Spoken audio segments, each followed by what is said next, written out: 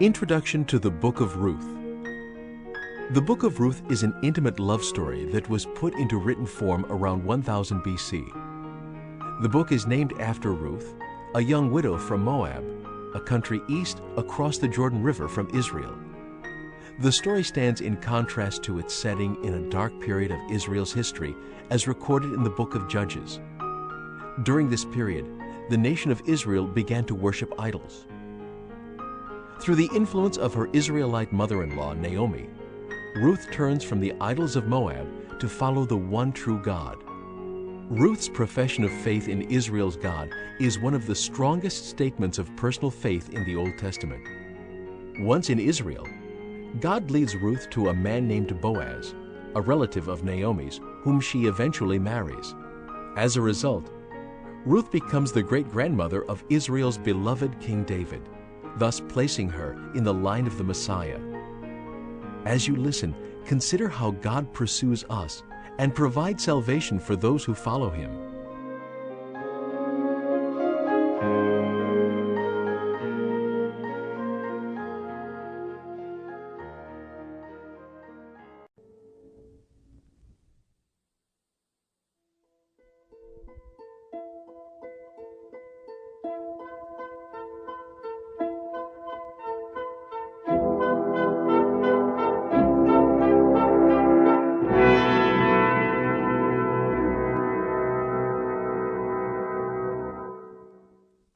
The Book of Ruth, Chapter 1.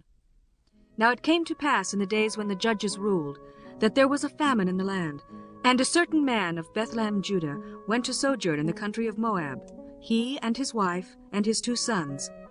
And the name of the man was Elimelech, and the name of his wife Naomi, and the name of his 2 sons Mahlon and Chilion, Ephrathites of Bethlehem, Judah. And they came into the country of Moab, and continued there. And Elimelech, Naomi's husband, died, and she was left, and her 2 sons. And they took them wives of the women of Moab. The name of the one was Orpah, and the name of the other Ruth. And they dwelled there about 10 years.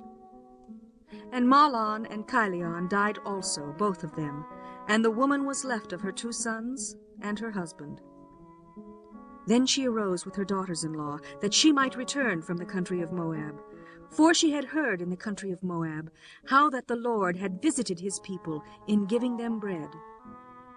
Wherefore she went forth out of the place where she was, and her 2 daughters-in-law with her, and they went on the way to return into the land of Judah.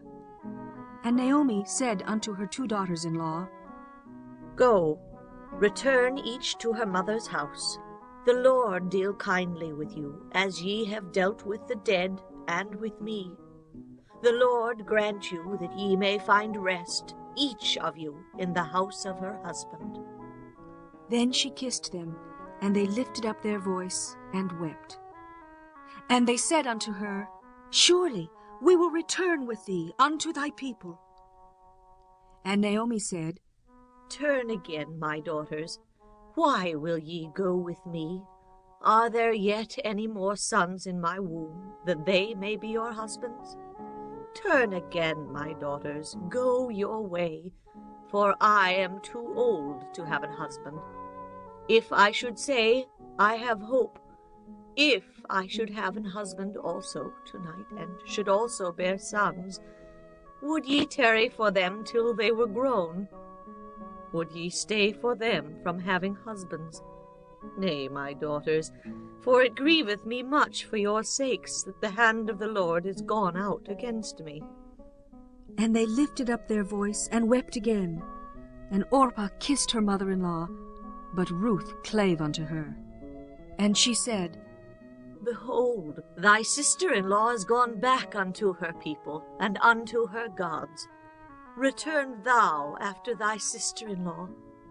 And Ruth said, Entreat me not to leave thee, or to return from following after thee. For whither thou goest, I will go, and where thou lodgest, I will lodge. Thy people shall be my people, and thy God my God. Where thou diest will I die, and there will I be buried. The Lord do so to me, and more also, if aught but death part thee and me. When she saw that she was steadfastly minded to go with her, then she left speaking unto her. So they two went until they came to Bethlehem. And it came to pass, when they were come to Bethlehem, that all the city was moved about them. And they said, Is this Naomi? And she said unto them, Call me not Naomi, call me Mara, for the Almighty hath dealt very bitterly with me. I went out full, and the Lord hath brought me home again empty. Why then call ye me Naomi, seeing the Lord hath testified against me, and the Almighty hath afflicted me? So Naomi returned, and Ruth the Moabitess, her daughter-in-law, with her, which returned out of the country of Moab, and they came to Bethlehem in the beginning of barley harvest. Chapter 2. And Naomi had a kinsman of her husband's, a mighty man of wealth, of the family of Elimelech, and his name was Boaz. And Ruth the Moabitess said unto Naomi, Let me now go to the field, and glean ears of corn after him, in whose sight I shall find grace. And she said unto her, Go, my daughter. And she went, and came, and gleaned in the field after the reapers. And her hap was to light on a part of the field belonging unto Boaz, who was of the kindred of Elimelech. And behold, Boaz came from Bethlehem, and said unto the reapers, The Lord be with you. And they answered him, The Lord bless thee.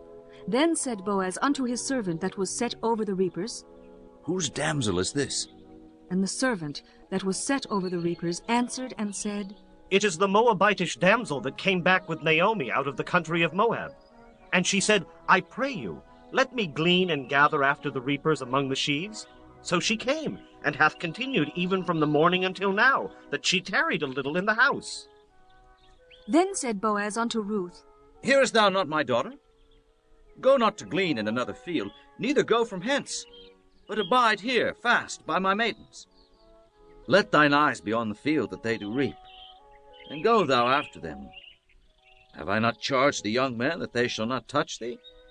And when thou art athirst, go into the vessels, and drink of that which the young men have drawn.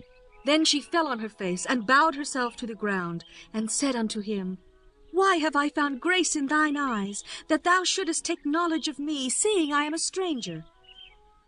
And Boaz answered and said unto her, It hath fully been shewed me all that thou hast done unto thy mother-in-law since the death of thine husband, and how thou hast left thy father and thy mother, and the land of thy nativity, and art come unto a people which thou knewest not heretofore.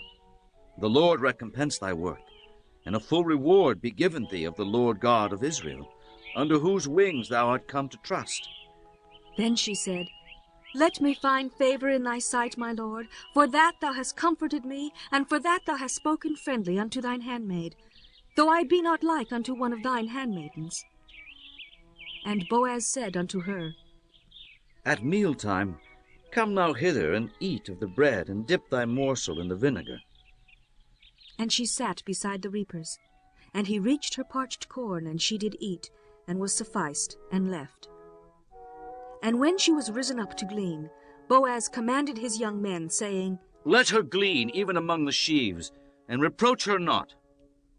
And let fall also some of the handfuls of purpose for her, and leave them, that she may glean them, and rebuke her not. So she gleaned in the field until even, and beat out that she had gleaned, and it was about an ephah of barley. And she took it up, and went into the city. And her mother-in-law saw what she had gleaned, and she brought forth, and gave to her that she had reserved after she was sufficed. And her mother-in-law said unto her, Where hast thou gleaned today? And where wroughtest thou? Blessed be he that did take knowledge of thee. And she shewed her mother-in-law with whom she had wrought, and said, The man's name with whom I wrought today is Boaz.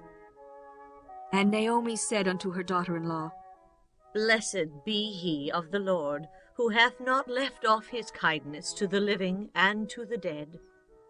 And Naomi said unto her, The man is near of kin unto us, one of our next kinsmen. And Ruth the Moabitess said, He said unto me also, Thou shalt keep fast by my young men until they have ended all my harvest. And Naomi said unto Ruth, her daughter-in-law, It is good, my daughter, that thou go out with his maidens, that they meet thee not in any other field. So she kept fast by the maidens of Boaz, to glean unto the end of barley harvest and of wheat harvest, and dwelt with her mother-in-law. Chapter 3. Then Naomi, her mother-in-law, said unto her, My daughter, shall I not seek rest for thee, that it may be well with thee? And now is not Boaz of our kindred, with whose maidens thou wast? Behold, he winnoweth barley to-night in the threshing floor.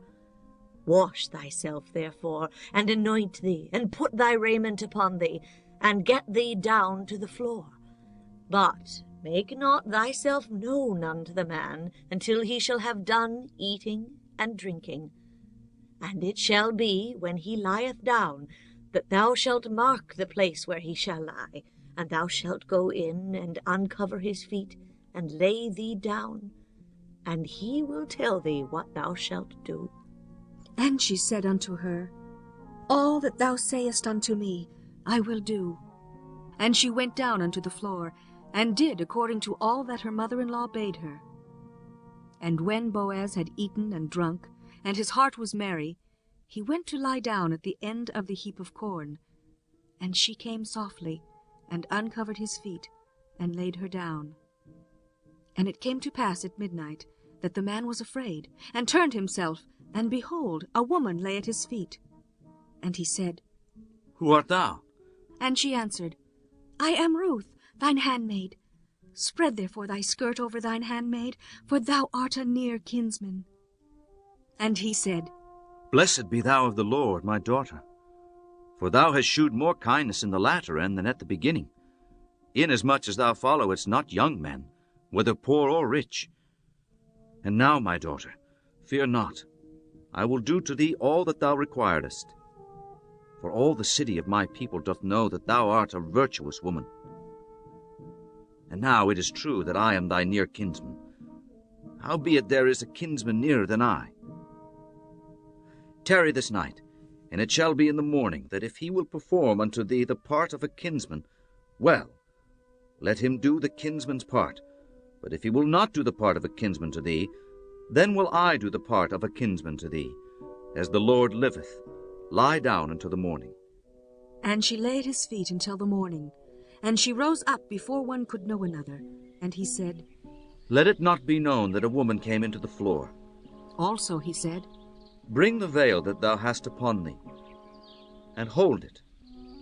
And when she held it, he measured 6 measures of barley, and laid it on her, and she went into the city. And when she came to her mother-in-law, she said, Who art thou, my daughter? And she told her all that the man had done to her. And she said, These 6 measures of barley gave he me, for he said to me, Go not empty unto thy mother-in-law. Then said she, Sit still, my daughter, until thou know how the matter will fall. For the man will not be in rest until he have finished the thing this day. Chapter 4.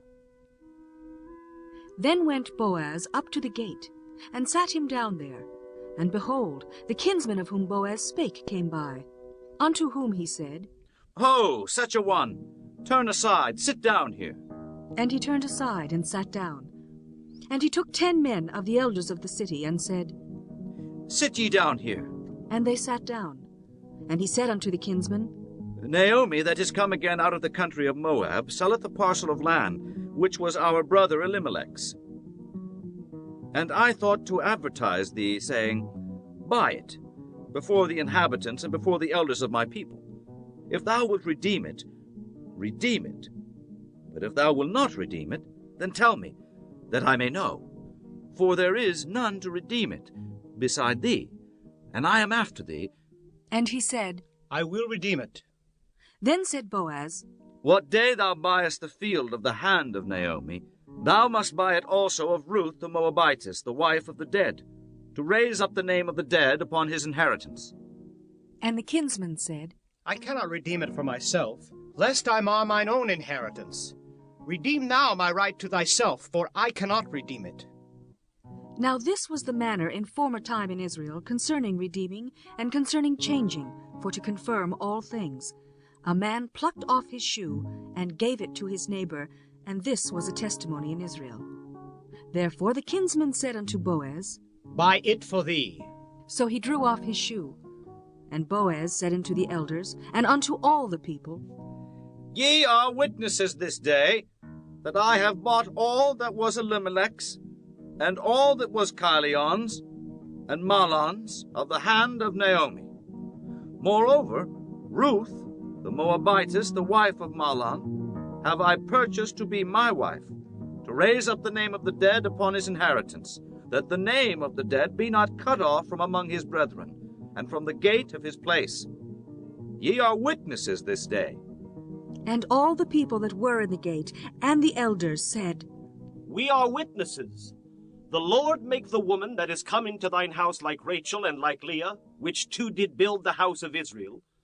And do thou worthily in Ephratah, and be famous in Bethlehem. And let thy house be like the house of Pharez, whom Tamar bare unto Judah, of the seed which the Lord shall give thee of this young woman. So Boaz took Ruth, and she was his wife. And when he went in unto her, the Lord gave her conception, and she bare a son. And the women said unto Naomi, Blessed be the Lord, which hath not left thee this day without a kinsman, that his name may be famous in Israel. And he shall be unto thee a restorer of thy life, and a nourisher of thine old age for thy daughter-in-law, which loveth thee, which is better to thee than 7 sons, hath borne him. And Naomi took the child, and laid it in her bosom, and became nurse unto it. And the women, her neighbors, gave it a name, saying, There is a son born to Naomi. And they called his name Obed. He is the father of Jesse, the father of David. Now these are the generations of Pharez. Pharez begat Hezron, and Hezron begat Ram, and Ram begat Aminadab, and Aminadab begat Nahshon, and Nahshon begat Salmon, and Salmon begat Boaz, and Boaz begat Obed, and Obed begat Jesse, and Jesse begat David.